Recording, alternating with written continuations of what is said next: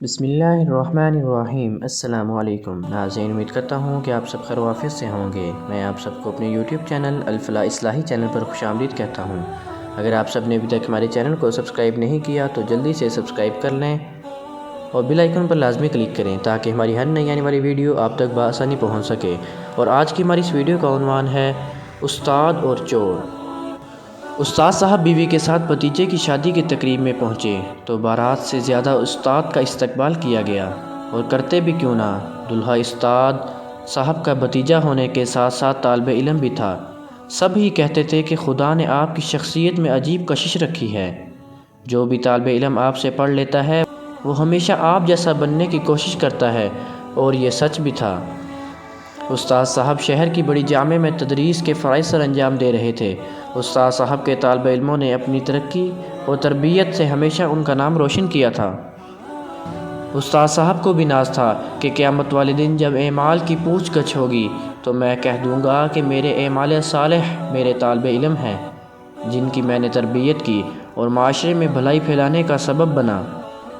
شادی کی تقریب رات کو تقریباً 12 بجے ختم ہوئی۔ استاد صاحب بیوی کے ساتھ کار میں بیٹھ کر گھر کی طرف روانہ ہونے لگے۔ ابھی اگلی ہی سڑک پر پہنچے تھے کہ 6 موٹر سائیکل سواروں نے استاد صاحب کی کار کو گھیرے میں لے لیا۔ 4 سوار موٹر سائیکلوں سے اتر کر کار کے سامنے آ گئے اور 2 موٹر سائیکل پر ہی بیٹھے رہے۔ ایک نے استاد صاحب کی کن پٹی پر پستول رکھی اور بولا، او گاڑی سے باہر آ جاؤ اور آنٹی کو باہر آنے کو بول، جلدی کر، اور اگر کچھ گڑبڑ کی تو بھیجے میں ساری گولیاں اتار دوں گا۔ استاد صاحب نے بیوی کو اشارہ کیا تو وہ بھی کار سے باہر آ گئی۔ ایک چور نے استاد صاحب کی تلاشی لی، جو کچھ ان کے مطلب کا تھا لے لیا، اور ایک چور نے ان کی بیوی کے سارے زیور زبردستی اتروا لیے۔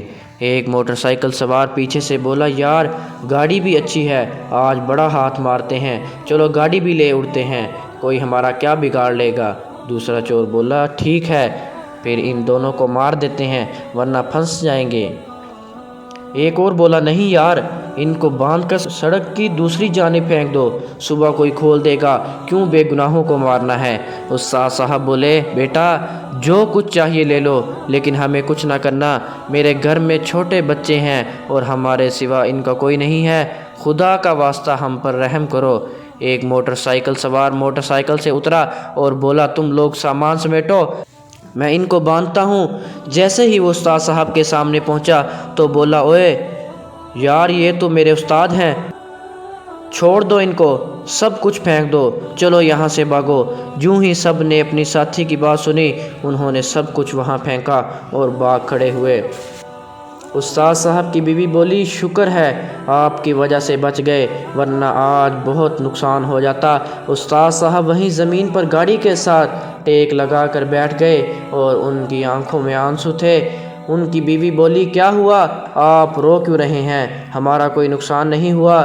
استاد صاحب بولے، میری تو زندگی بھر کی کمائی لٹ گئی، مجھے شرم آتی ہے اپنے آپ پر کہ میں نے معاشرے میں چور پیدا کیے ہیں۔ استاد صاحب بولے، میں اپنے طالب علموں کی تربیت نہیں کر سکا، مجھے تو ناز تھا کہ قیامت والے دن یہ لوگ میری بخشش کا سبب بنیں گے، لیکن اب مجھے ڈر ہے کہ قیامت والے دن فرشتے مجھے گھسیٹ کر جہنم میں نہ لے جائیں گے کہ میں اپنا فرض نہ پورا کر سکا۔ استاد صاحب بولے، چور وہ نہیں، چور تو ان کا استاد نکلا جو اپنا فرض پورا نہ کر سکا۔ استاد صاحب کہتے ہیں، وہ میرے دل کا سکون لے گئے، وہ میرا مان لے گئے کہ میرے طالب علم غلط کام نہیں کر سکتے۔ استاد صاحب بے بسی سے کار کے ساتھ بیٹھے بار بار بول رہے تھے، چور وہ نہیں، چور تو میں ہوں، چور وہ نہیں، چور تو میں ہوں۔ کیا آپ بھی استاد ہیں؟ کیا آپ نے اپنا فرض پورا کیا ہے؟ اے حاکم الحاکمین، ہم تیرا شکر ادا کرنے والے ہیں، ہمیں امن و سکون والی زندگی عطا فرما، ہماری رہنمائی فرما تاکہ ہم سے کبھی دوسروں کی تذلیل اور دل آزاری نہ ہو، آمین ثم آمین۔